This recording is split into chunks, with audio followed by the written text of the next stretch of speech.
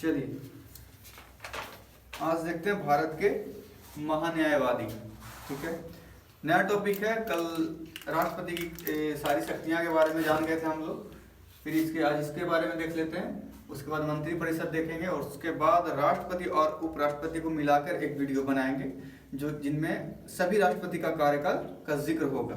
ठीक है, तो कल जो वीडियो बनाया था उसमें लोगों का शिकायत है कि बहुत छोटा छोटा था, तो उसका कारण था, मैंने बताया था कि एक बोर्ड पे एक सरफेस पे हम कोशिश किए कि पूरा सब कुछ को मेंशन कर दें ताकि आप लोग को वीडियो ज़्यादा लंबा ना हो और ना ही आप लोग को परेशानी हो 2-3 वीडियो देखने में, इसीलिए वो उतना छोटा छोटा लिखने का वही वजह था। चलिए आज देखते हैं भारत का क्या देखना है। महान्यायवादी होता क्या है? महान्यायवादी का जिक्र है अनुच्छेद 76 में। कितना? 76 में। समझे? तो महान्यायवादी का मतलब होता है जो महान न्याय देता है, उसको महान्यायवादी कहते हैं। तो यहाँ भारत का कहा गया है, भारत मतलब किसी आदमी को रिप्रेजेंट ना करके पूरा भारत के लिए कहा गया। तो पूरा भारत का कार्यभार कौन देखता है? पीएम मतलब सरकार। तो सरकार का न्याय दिलाने का काम करेगा कौन? महान्यायवादी। हमेशा पूछता है, किसी आदमी के लिए भी खड़ा हो सकता, पूरा सरकार का सिस्टम के लिए। इनका कुछ कुछ खूबी यही है, इनका कुछ खूबी है, जैसे कि ये सरकार के अगेंस्ट में कभी नहीं जा सकते, सरकार के अगेंस्ट में नहीं जाएंगे, उनके विपरीत नहीं बोलेंगे, क्योंकि वो सरकार के लिए ही बने हैं। सरकार उनको उसीलिए अपॉइंट किया है कि हम कुछ भी करें वो मेरा डिफेंस करेंगे, मेरा पक्ष रखेंगे। जो सरकार का हमेशा पक्ष रखता हो वही कहलाते हैं क्या? महान्यायवादी।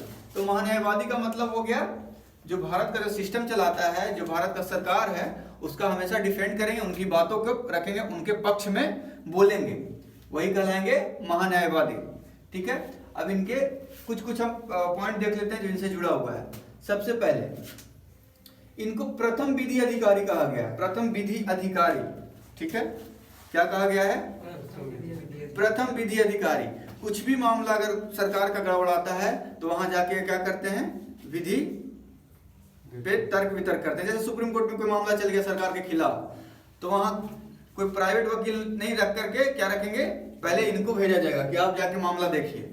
समझे? सरकार की ओर से कौन लड़ेंगे? ये मतलब महान्यायवादी। ठीक है, दूसरा देखिए, ये प्रथम विधि अधिकारी होते हैं। दूसरा सरकार के पक्षधार होते हैं, जो मैंने अभी से पहले बताया थोड़ी देर। ये क्या होते हैं? सरकार के पक्षधार होते हैं, मतलब हमेशा सरकार के पक्ष में ही बोलेंगे, कभी विपक्ष में नहीं बोल सकते हैं, क्योंकि सरकार के ही द्वारा ये बनाए जाते हैं, प्रसाद पर्यंत होते हैं। इनको नियुक्ति कौन करता है? राष्ट्रपति करता है। ठीक है, हमेशा सरकार के पक्षधार होंगे, राष्ट्रपति इनकी नियुक्ति करेंगे। किसके सलाह पर? प्रधानमंत्री या कैबिनेट के सलाह पे। ठीक है, नियुक्ति राष्ट्रपति करेंगे, कैबिनेट के सलाह पे या प्रधानमंत्री के सलाह पे। सरकार द्वारा निर्देशित कर्तव्यों का निर्वहन करेंगे। इनका एक और काम है, जैसे हमेशा तो कोई केस नहीं ना चलते रहेगा, हमेशा कोई केस चलते रहेगा सरकार पे, नहीं चल रहा है, तो सरकार इनको क्या करेगा? कुछ निर्देश देगा।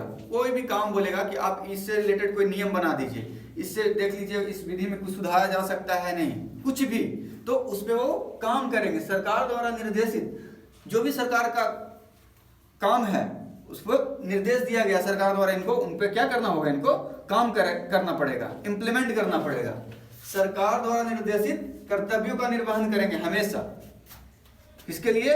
सरकार के लिए। बस इतना ही एक शब्द में जान लीजिए, हमेशा सरकार के हित में ही काम करेंगे। समझे? अब देखिए, बिना सदस्य के दोनों सदन के कार्यवाही में भाग लेंगे। यहां पे समझिएगा, संसद के कितना हिस्सा बताए थे? लोकसभा, राज्यसभा। ठीक है, इस संसद है, यहां बैठेंगे पी राष्ट्रपति। ठीक है, अब हम बताए थे कि कोई भी विधि निर्माण की प्रक्रिया होता है, कहां से होता है? संसद से होता है ना। कोई भी विधि निर्माण प्रक्रिया में क्या होता है? कोई भी पहले बिल आता है, कहाँ आता है? यहाँ पी के पास, ठीक है। पी से निकल के कहाँ जाता है? लोकसभा या राज्यसभा, कोई भी, ठीक है। फिर यहाँ से कहाँ जाएगा? अगला हाउस। फिर यहाँ से कहाँ जाएगा? ठीक है।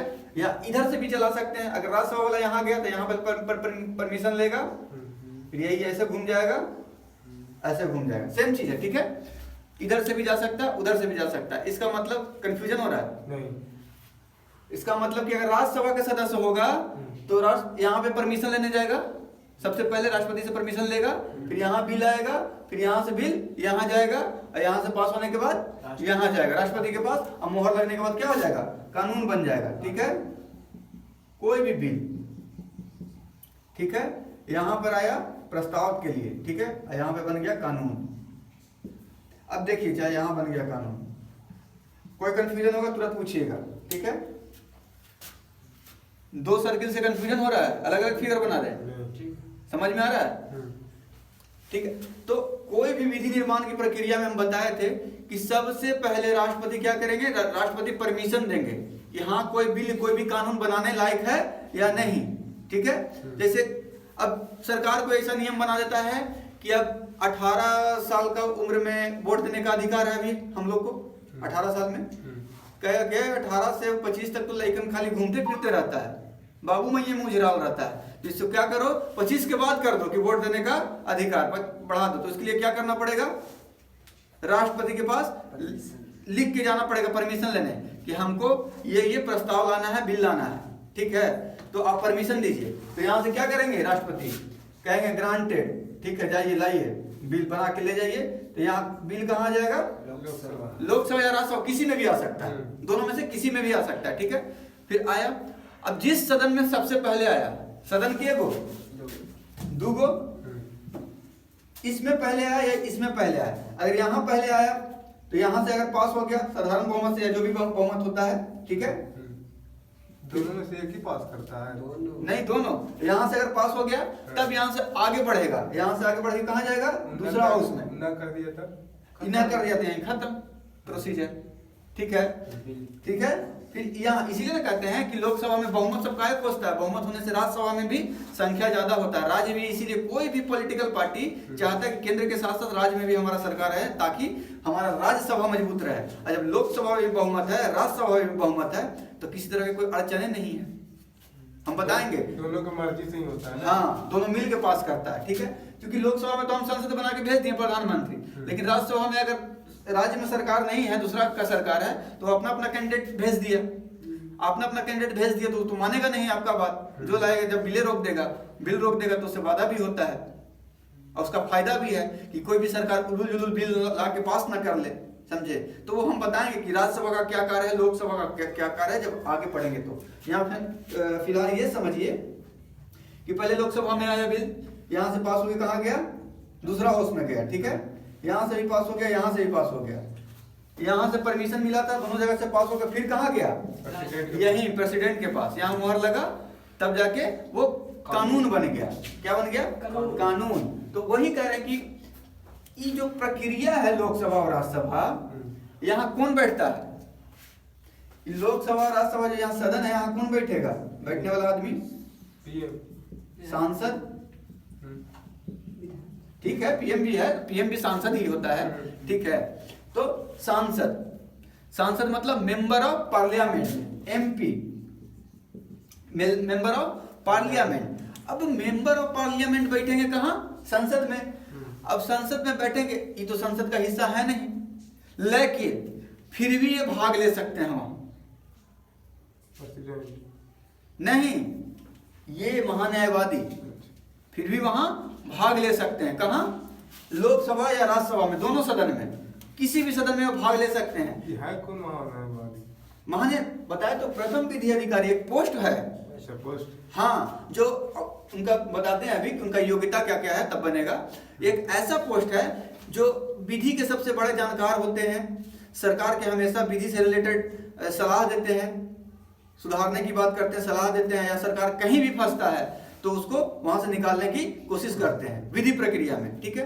तो चूंकि यहाँ भी तो विधि का निर्माण ही हो रहा है ना, संसद के अंदर क्या हो रहा है? विधि निर्माण, विधि निर्माण हो रहा है, यहाँ भी विधि निर्माण हो रहा है। तो लोकसभा और राज्यसभा में दोनों संसद बैठ रहा है, लेकिन ये संसद का हिस्सा नहीं है। कौन? महान्यायवादी नहीं है, लेकिन चूंकि ये प्रथम विधि अधिकारी हैं और यहाँ भी विधि बन रहा है, विधि का निर्माण ही हो रहा है, नियम कानून बन रहा है, तो उसके लिए ये क्या कर सकते हैं, यहाँ जा सकते हैं। जैसे कोई बिल आ गया है, कोई कानून बनना ये हो रहा है, दोनों इसमें डिस्प्यूट हो गया, उससे नहीं समझ में आ रहा, तो उस सिचुएशन में क्या करेंगे, जाके सलाह देंगे, सदन को समझाएंगे कि देखिए इससे ये फायदा है, ये फायदा है, ठीक है। तो ये भाग ले सकते हैं किसी में भी, किसी में भी, मतलब लोकसभा में भी, संसद का किसी भी हिस्सा में भाग ले सकते हैं। लेकिन नियम बनाने के लिए वोटिंग होता है, बिल पास करने के लिए, ये वोट नहीं कर सकते हैं, मतलब अपना मत नहीं दे सकते हैं, बिल पे साइन नहीं कर सकते हैं, सिर्फ बात रख सकते हैं। हाँ, बस जाके सुन सकते हैं, कार्रवाई सुन सकते हैं, बता सकते हैं, सलाह दे सकते हैं, उसके साइन नहीं कर सकते, समझे। तो वही कहा गया कि बिना सदस्य के, मतलब सदस्य नहीं है सदन के, बिना सदस्य के दोनों सदन की कार्यवाही में भाग लेंगे, लेकिन क्या करेंगे, वोट नहीं करेंगे, लेकिन मत देने का अधिकार नहीं है, मत देने का अधिकार नहीं, समझ गए। ये चीज समझे जो बताए, ऐसा ही पूछता है क्वेश्चन, ऐसे आएगा, कौन से अधिकारी जो संसद, या कौन से व्यक्ति जो संसद का सदस्य ना होते हुए भी दोनों सदन के कार्रवाई में भाग ले सकता है। हाँ, ऑप्शन में रहेगा सीएजी, महान्यायवादी, राष्ट्रपति, ऐसे करके रहेगा, ठीक है।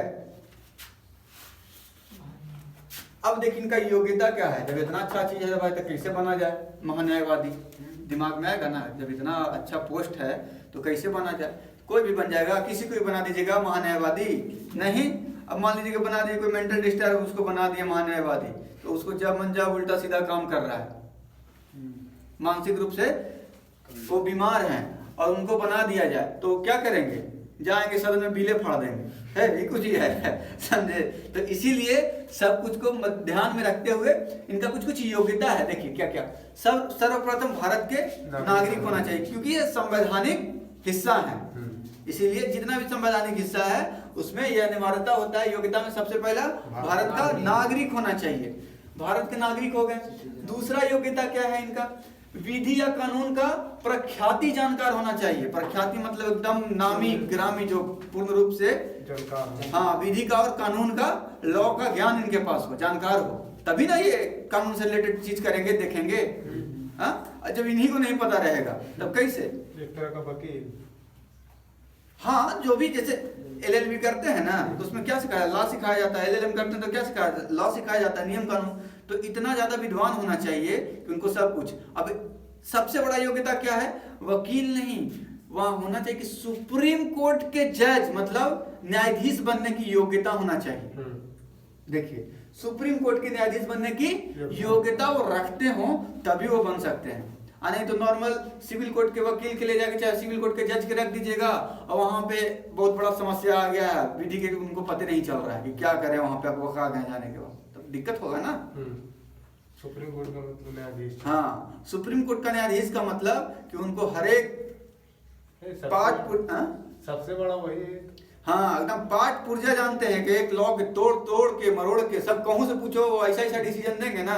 जैसे हम पिछली बार आप लोगों को बताए थे कि आर्टिकल 143 के तहत राष्ट्रपति द्रौपदी मुर्मू जी पूछी थी कि राष्ट्रपति बड़ा कि सुप्रीम कोर्ट बड़ा, तो वहां तो जो रहता, यहाँ जैसे जो भी लोकल जज होते हैं, मतलब जो डिस्ट्रिक्ट जज होते हैं, जो भी नॉर्मल आदमी होता, कहता हम भाई सुप्रीम कोर्ट के आदमी, तो सुप्रीम कोर्ट बड़ा जज होगा क्योंकि वो सबको न्याय देता है। लेकिन वहां क्या बोले सीजीआई कि ना सुप्रीम कोर्ट बड़ा ना राष्ट्रपति बड़ा, सबसे बड़ा संविधान। संविधान से आप भी, संविधान से हम भी, इसका रक्षक हम आप पालन करने वाले, आप काम करने वाले, लेकिन उसका रक्षा करने वाले हम हैं। तो जहां अगर संविधान का उल्लंघन होगा तो हम राष्ट्रपति को भी अवगत कराएंगे कि आप गलत कर रहे हैं, ठीक है। तो कितना बड़ा अच्छा डिफिनेशन दी है, तो कौन दे सकता है, सुप्रीम कोर्ट के जज ही दे सकते हैं। तो इसीलिए कहा गया है कि इतना योग्यता होना अनिवार्य है, कंपलसरी है, ठीक है, भारत का नागरिक हो, विधि कानून का प्रख्यात जानकार हो, सुप्रीम कोर्ट के न्यायाधीश बनने की योग्यता रखते हो। ऐसे ही ऑप्शन में दे देगा हाई कोर्ट के जज बनने की योग्यता रखते हो, सुप्रीम कोर्ट के जज बनने की योग्यता रखते हो, राज्यसभा के सदस्य रहने की योग्यता रखते हो, लोकसभा के सदस्य रहने की योग्यता रखते हो। 4 ऑप्शन आपको रहेगा ऐसे ही क्वेश्चन में, ठीक है। ये हो गए भारत के महान्यायवादी, समझे। इनका बहुत मतलब सरकार में इनका योगदान। और ये एक टेन्योर लिख लीजिए यहाँ पे, इनका कार्यकाल। कार्यकाल इनको हम पॉइंट कौन करते हैं, राष्ट्रपति। किनके परामर्श पे, प्रधानमंत्री चाहे कैबिनेट के परामर्श पे नियुक्त तो कर दिए राष्ट्रपति, लेकिन ये तब तक बने रहेंगे जब तक राष्ट्रपति के मन हो। प्रसाद पर्यंत इसको बोलते हैं। मतलब प्रसाद कैसे होता है कि आप गए तो जितना दिया उतने लेके आप पा लीजिए, उसके बाद ही नहीं मुंह में डाल जाऊं वो चीज नहीं होना चाहिए, ठीक है। तो उस स्थिति में क्या करना है, क्या करना है, अगर आप बन गए तो सरकार के खिलाफ जाइएगा तो तुरंत वहां से हटा दिया जाएगा। तो ये सरकार के प्रसाद पर्यंत इनडायरेक्ट रूप से बोल सकते हैं, डायरेक्ट रूप से क्या होगा, राष्ट्रपति के प्रसाद पर्यंत पे होते हैं। जब तक उनका मन रहेगा रखेंगे, ठीक है। रिटायरमेंट का एज 65 या 6, कोई लिमिट नहीं है। क्या लिमिट बोले तो लिमिट मतलब वही बता रहे हैं, मतलब सरकारी टाइप का नहीं है, जैसे हटा दे जब पाता है इसका विकल्प राष्ट्रपति। हाँ, राष्ट्रपति जब लगेगा कि ये अच्छा काम नहीं सरकार के लिए खड़ा किए हैं और सरकार के केस जानबूझ के हार गए, उनके विपक्ष में यदि कर दे रहे हैं, उनको लगेगा तो कहे हटाओ, ये तो खतरनाक चीज है, जब मन करेगा वो हटा देंगे। अगर रखेगा तो कब तक रखेगा, अगर सही रहेगा तो 65 साल है, नहीं तो 6 साल। तो राष्ट्रपति खाली अधिकार है हटाने के लिए। हाँ, जब तक राष्ट्रपति तभी तक रख हाँ हाँ हाँ, राष्ट्रपति जब तक चाहेंगे रख सकते हैं, जब उनको मन कहेगा कि नहीं हटा दो तो हटा देंगे। वही राष्ट्रपति अपने कार्यकाल से हट गए तो मान्यवाद रहेगा ना। हाँ, फिर दूसरा राष्ट्रपति आएंगे ना, फिर तो दूसरा राष्ट्रपति आएंगे ही। दूसरे राष्ट्रपति आएंगे तो क्या करेंगे, मन रहेगा तो रखेंगे, नहीं तो हटा देंगे। जैसे राष्ट्रपति को हटाने के लिए क्या चाहिए, महाभियोग चाहिए। उपराष्ट्रपति को हटाने के लिए क्या चाहिए, महाभियोग किसी प्रक्रिया मतलब संकल्प पत्र चाहिए। उपाध्यक्ष को हटाने के लिए क्या चाहिए, संकल्प पत्र चाहिए। सुप्रीम कोर्ट के जज को हटाने के लिए क्या चाहिए, संकल्प पत्र चाहिए। लेकिन इसके लिए कोई पत्र उत्र की आवश्यकता नहीं है, एक ऑर्डर जारी करेंगे, कहानी खत्म, ठीक है। तो ये समझ गए न्याय महान्यायवादी किसके लिए काम करेंगे, सरकार के लिए। सरकार के हमेशा पक्षधार होंगे, ये हमेशा याद रखिएगा, ठीक है। तो इतना में कुछ प्रॉब्लम हुआ आप लोग को, कोई भी कहीं भी कोई संकोच, कोई भी डाउट, कोई भी प्रॉब्लम नहीं। तब देखिए इसके बाद थोड़ा सा जिक्र करते हैं मंत्रिपरिषद का। इसके बाद पढ़ना है मंत्रिपरिषद। कैबिनेट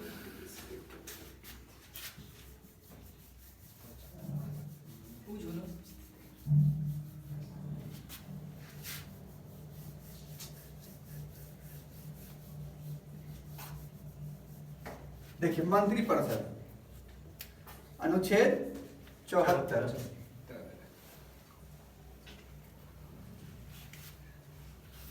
मंत्रिपरिषद